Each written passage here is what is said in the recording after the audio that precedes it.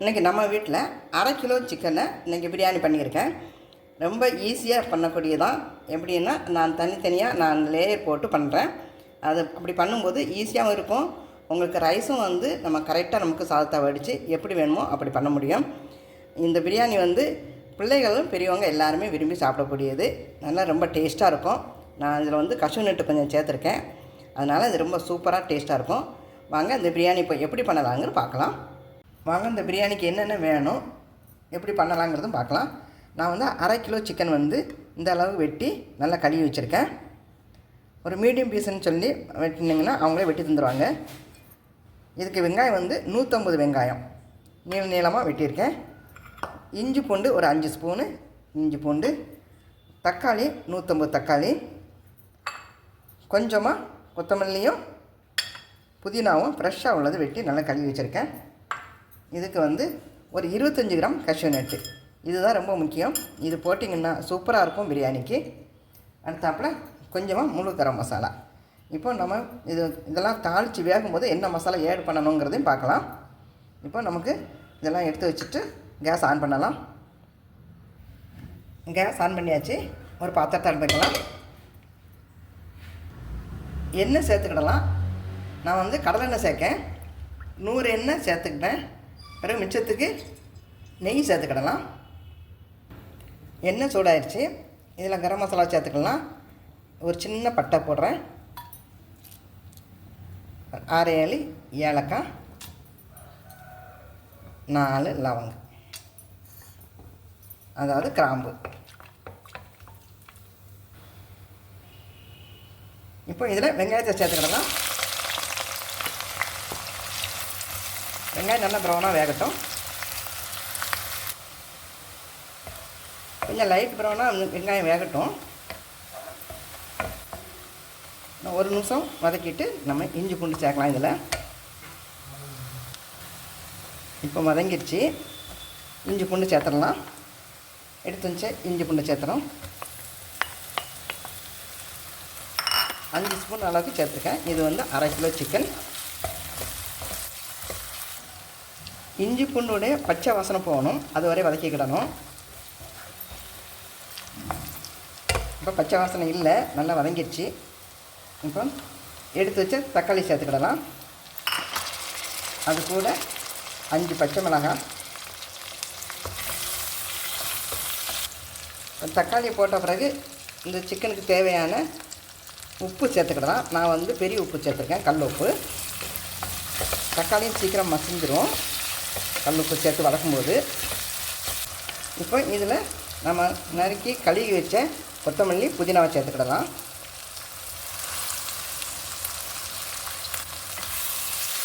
எல்லாமே ஒவ்வொன்றும் போடும்போது அதை நல்லா வதங்கணும். இந்த கொத்தமல்லி புதினா நல்லா வதங்கிடுச்சு. இப்போ இதில் மசாலாவை சேர்த்துக்கிடலாம். நான் பிரியாணி மசாலா நான் ரெடியாக வச்சுருக்கேன். நம்ம பதிவில் ஏற்கனவே போட்டிருக்கேன். அது 2 ஸ்பூன் போட்டுக்கோங்க. அதுக்கடுத்து காரப்பொடி ஒரு ஃபுல் ஸ்பூன் போட்டுக்கோங்க. அதாவது நீங்கள் காரம் இந்தளவு சேர்க்குறீங்களோ அந்தளவு சேர்த்துக்கோங்க. இது மீடியம் காரம் உள்ளது, அதனால் நான் 1 ஸ்பூன் சேர்த்துருக்கேன். 5 பச்சை மிளகாய் சேர்த்துருக்கேன், அதனால் கொஞ்சம் குறைச்சே போட்டிருக்கேன். ஒரு 1/2 ஸ்பூன் மஞ்சள் தூள். இப்போ இதை நல்லா மிக்ஸ் பண்ணி விட்டுக்கிடலாம். இப்போ இதில் தயிர் சேர்த்துக்கிடலாம். ஒரு 100 தயிர் சேர்த்துக்கோங்க.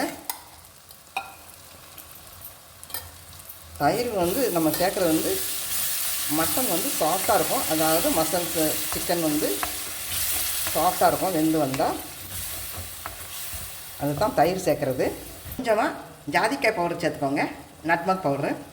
நான் பவுடர் பண்ணி வச்சுருக்கேன். அது நம்ம பிரியாணி பண்ணும்போது கொஞ்சமாக எடுத்து போட்டுக்கிடலாம். பிரியாணி மசாலாவில் இருக்குது, ஆனாலும் நம்ம இன்னும் கொஞ்சம் எக்ஸ்ட்ரா நம்ம பண்ணும்போது போட்டோம்னா இன்னும் கொஞ்சம் நல்லா வாசனையாக இருக்கும். இப்போ நல்லா இது மசாலாலாம் வெந்துடுச்சு. இப்போ நம்ம கழுவி வச்ச சிக்கனை போட்டுக்கிடலாம். தண்ணி இல்லாமல் எடுத்து போட்டுக்கோங்க. எல்லாம் மிக்ஸ் பண்ணி விட்டுக்கோங்க. எல்லாம் மசாலா எல்லாம் நல்லா மேரினேட் ஆகிற மாதிரி வச்சுட்டு நம்ம இதை ஸ்லோ ஃபயரில் வைக்கணும். ஸ்லோ ஃபயரில் வைக்கும்போது நீங்கள் நம்ம மேரினேட் பண்ணி வைக்கிற மாதிரி நல்ல ஒரு டேஸ்ட் இருக்கும். சில நேரம் நமக்கு மேரினேட் பண்ணி வைக்க நேரம் இருக்காது, அவசரமாக பண்ண வேண்டியது இருக்கும். அப்போ சிக்கனை வேக வைக்கும்போது கொஞ்சம் ஸ்லோவாக வைங்க, நல்லா மசாலா பிடிச்சி வேகும். இப்போ எல்லாம் மிக்ஸ் பண்ணியாச்சு. இப்போ இதை ஒரு மூடி போட்டு மூடி வச்சிடலாம். இப்போ கேஸு ஸ்லோவாக வச்சுருக்கேன், மூடி போட்டுடலாம், வேகட்டும். அதுக்குள்ளே நம்ம அரிசி எடுத்துகிட்டு வரலாம். நான் எடுத்துருக்க வந்து 1/2 கிலோ சிக்கன். அதுக்கு இப்போ 1/2 கிலோ அரிசி வந்து எடுத்திருக்கேன். பாசுமதி அரிசி தான் எடுத்திருக்கேன் நான். இதை நல்லா கழுவிட்டு இப்போ நனைய வைக்கலாம். ஒரு 1/2 மணி நேரமாவது அரிசி ஊறணும். நம்ம ஸ்லோ ஃபயரில் வச்சாலும் இடைக்கிட எடுத்து கிண்டி விட்டுக்கோங்க. மிக்ஸ் பண்ணி விட்டுக்கின்னா அடி பிடிக்காது. நல்லா வேகட்டும். இப்படி இந்த மெத்தட் பண்ணிங்கன்னா சூப்பராக இருக்கும் பிரியாணி. கிண்டி விட்டுக்கிடலாம். இப்போமோ இதில் நம்ம தண்ணி சேர்க்கலை, சிக்கன் உள்ள தண்ணி தான் வேகுது. அது தயிர் அந்த ஈரப்பதத்திலே தான் வேகுது. தீயும் குறைச்சி தான் வச்சுருக்கேன். நம்ம நெய் சேர்க்கலை, எண்ணெய் தான் சேர்த்துருந்தோம். இப்போ நெய் சேர்க்கலாம். 3 ஸ்பூன் அளவு நெய் சேர்த்துக்கிடலாம். ஏன்னா எண்ணெய் நம்ம 100 எண்ணெய் சேர்த்துருக்கோம். 2 3 ஸ்பூன் நெய் போதும். உங்களுக்கு அதிகமாக சேர்க்கணுன்னா கூட 2 ஸ்பூன் சேர்த்துக்கிடலாம். நல்லது தான் பசங்களுக்கெல்லாம் கொடுக்கறதுக்கு. நல்லா மிக்ஸ் பண்ணி விட்டுக்கோங்க. நெய்யை முதலே கூட எண்ணெய் சேர்க்கும் போது கூட சேர்த்துக்கிடலாம். நான் வந்து இடையில நெய் சேர்ப்பேன், அது நல்ல ஒரு வாசனையாக இருக்கும். மூடி வச்சிடலாம்.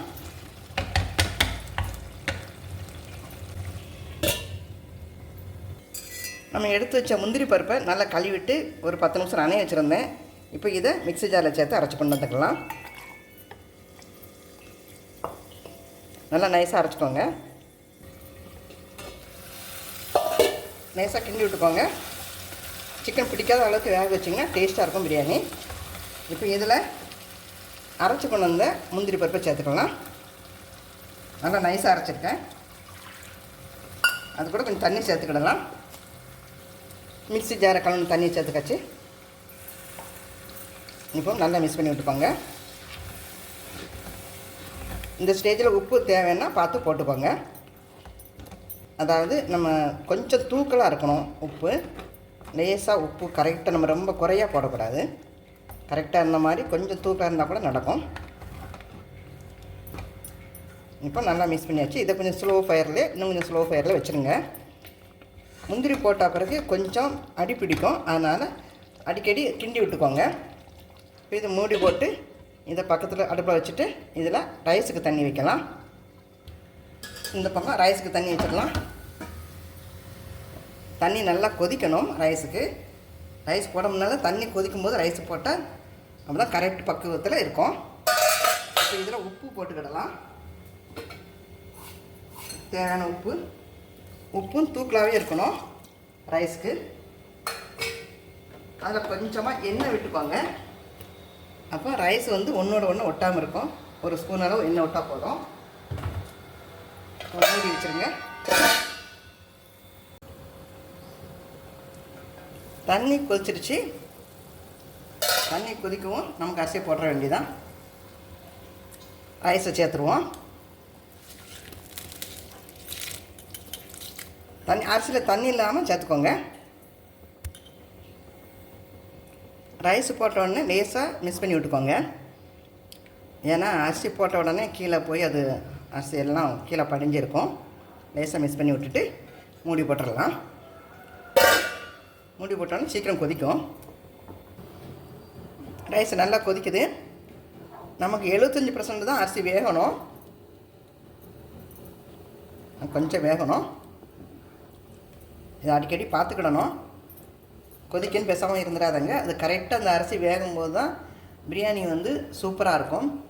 எப்போமோ ஓவர் குக் ஆகக்கூடாது. ரைஸு 75% தான், அவ்வளோதான் வேகணும். அதை பக்குவமாக பார்த்து வடிச்சுக்கோங்க. ரைஸ் வெந்துருச்சான்னு பார்க்கலாம். வெந்துருச்சு. ரைஸ் நமக்கு அமுக்கணும், அப்படி உடையணும். அப்போ வெந்துருச்சுன்னு அர்த்தம். இப்போ வடிச்சிடலாம். சிக்கனும் ரெடி ஆயிடுச்சு. நம்ம இதில் ஒரு எலுமிச்சம்பழம் புழிஞ்சு அந்த சாறு எடுத்துருக்கேன், அதையும் விட்டுக்கிடலாம். அதையும் நல்லா மிக்ஸ் பண்ணி விட்டுக்கோங்க. இப்போ நம்ம தம் போட்டுற வேண்டியதான். சிக்கனும் ரெடி, ரைஸும் ரெடி ஆயிடுச்சு.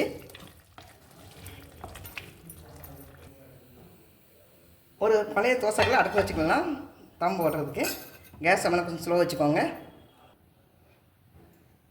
சாதம் வடித்த அதே பாத்திரத்தில் நான் வச்சுருக்கேன். முதல்ல கொஞ்சம் ஒரு லேயருக்கு அரிசி ரைஸ் சாதம் வடித்த சாதத்தை சேர்த்துக்கோங்க.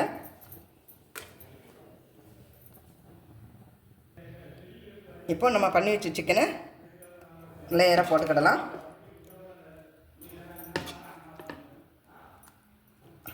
அப்படி எல்லா இடத்துலையும் பரவாயில்ல இருக்க மாதிரி போட்டுக்கோங்க. அதுக்கடுத்தாப்பில் அடுத்த லேயர்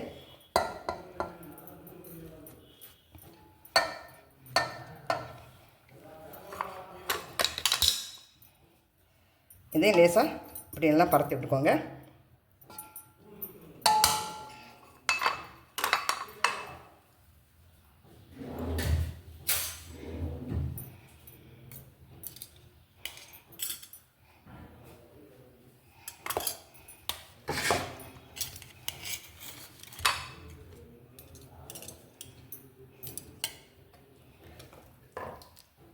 இப்போ சிக்கனை இதுலேயும் மேலே போட்டுக்கோங்க. ஒவ்வொரு லேயருக்கும் அந்த ரைஸுக்கு தகுந்த அளவு சிக்கனை சேர்த்துக்கோங்க. இப்படி நீங்கள் போடும்போது சிக்கன் வந்து ரைஸ் வந்து குலையாது, சிக்கன்லேயும் நல்லா மசாலாவோடு இருக்கும். அடுத்தாப்பில் ரைஸ் சேர்த்துக்கோங்க.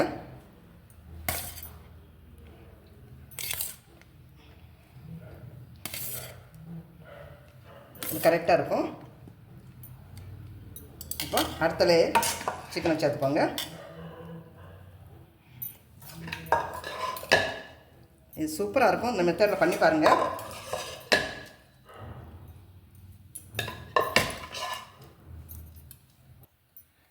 எல்லா ரைஸையும் சேர்த்துடலாம். எல்லா ரைஸும் சேர்த்தாச்சு. நல்லா மிக்ஸ் பண்ணி விட்டுக்கோங்க. அதாவது இப்படி லெவலாக விட்டுக்கோங்க. இப்போ மூடி போட்டுடலாம். இப்போ நம்ம ஒரு அடுப்பில் வந்து ஒரு தோசைக்கல், பழைய தோசைக்கல் வச்சுருக்கோம் தம்போட. அது மேலே இந்த பாத்திரத்தை தூக்கி வச்சிடலாம். இதை வச்சிடலாம். வச்சுட்டு ஒரு 3 நிமிஷம் ஹையாக வைங்க. பாத்திரம்லாம் சூடாகணும். 3 நிமிஷம் ஹையாக இருக்கட்டும். அதுக்கப்புறம் நமக்கு சுலமாக வச்சுக்கிடலாம். சைடில் ஆவி போகாமல் இருக்கிறதுக்கு ஒரு இடிக்கல்ல மேலே அப்படி வச்சுக்கோங்க. அப்போ அது ஆவி போகாத சைடில். இப்போ 3 நிமிஷம் ஹையில் இருக்கட்டும். அதுக்கப்புறம் ஒரு 15 நிமிஷம் ஸ்லோவில் வைக்க போகிறோம். இப்போ 3 நிமிஷம் ஆச்சு. இப்போ ஸ்லோவில் வைக்க போகிறேன். நான் ரொம்ப ஸ்லோவில் வச்சிடலாம். ஒரு 15 மினிட்ஸ் இருக்கட்டும். இப்போ 15 நிமிஷம் ஆயாச்சு. இப்போ கேஸ் அமுத்திடலாம். கேஸ் அமுத்தியாச்சு. இப்போ இதை ஒரு 5 நிமிஷம் அப்படியே இருக்கட்டும். 5 நிமிஷம் கழித்து நமக்கு இதை திறந்து பார்க்கலாம். அதுவரை இது அப்படியே இருக்கட்டும். இப்போ பிரியாணி நம்ம இறக்கிடலாம். இறக்கியாச்சு. இப்போ பார்க்கலாம் எப்படி இருக்குன்னு. பாருங்கள், சூப்பராக இருக்குது. இப்போ இதை லேசாக நம்ம மிக்ஸ் பண்ணி விட்டுக்கலாம். அதாவது பிரியாணி ஆன உடனே அதை அப்படியே வைக்கக்கூடாது. அதை கொஞ்சம் லேசாக நம்ம அது என்ன சொல்லுவாங்க, தம் உடைக்கிறதுன்னு சொல்லுவாங்க. இப்படி தான் கல்யாண வீட்டிலெல்லாம் பண்ணுவாங்க. இதை லேசாக நம்ம கிண்டி விட்டுக்கிடலாம். சாதம் அப்படியே உதிரி உதிரியாக இருக்குது பாருங்கள். இந்த மெத்தடில் பண்ணுங்கள், சூப்பராக இருக்கும் பிரியாணி. நீங்கள் இப்படி பண்ணிங்கன்னா அப்புறம் வேறு மெத்தட் பண்ணவே மாட்டீங்க. இது சாப்பிடவும் ருசியாக இருக்கும். சிக்கனில் வந்து எல்லா மசாலாவும் இருக்கும் இதில். பாருங்கள், அடியெல்லாம் பிடிக்கலை. நான் அடியிலேருந்து எடுக்கிறேன். பாருங்கள், சாதமும் அப்படியே உதிரி உதிரியாக இருக்குது. இப்படி தான் இருக்கணும் பிரியாணின்னா. அவ்வளோதான். சரி, இப்போ மூடி வச்சுட்டு நம்ம வேணுங்கும்போது பரிமாறிக்கிடலாம்.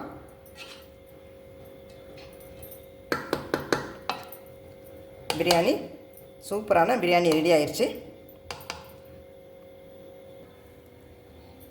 இப்போ சுட சுட சாப்பிடலாம். இந்த மாதிரி பிரியாணி பண்ணி நீங்கள் லீவு நாள், ஏன் சண்டே அப்படின்னு எந்த நாள் நீங்கள் பண்ணலாம். ரொம்ப சீக்கிரமாக பண்ணக்கூடியது. இது மாதிரி பிரியாணி உங்கள் ஃப்ரெண்ட்ஸு, அவங்க யாராவது உங்கள் ரிலேட்டிவ்ஸ் கேட்டாங்கன்னா அவங்களுக்கு நம்ம பதிவை ஷேர் பண்ணுங்கள். உங்களுக்கு புது புது டிஷ் வேணும்னா நம்மளோட பேஜை ஃபாலோ பண்ணுங்கள். எந்த சமையலும் பொறுமையாக சமைச்சா அருமையாக இருக்கும். தேங்க்யூ ஃபார் வாட்சிங்.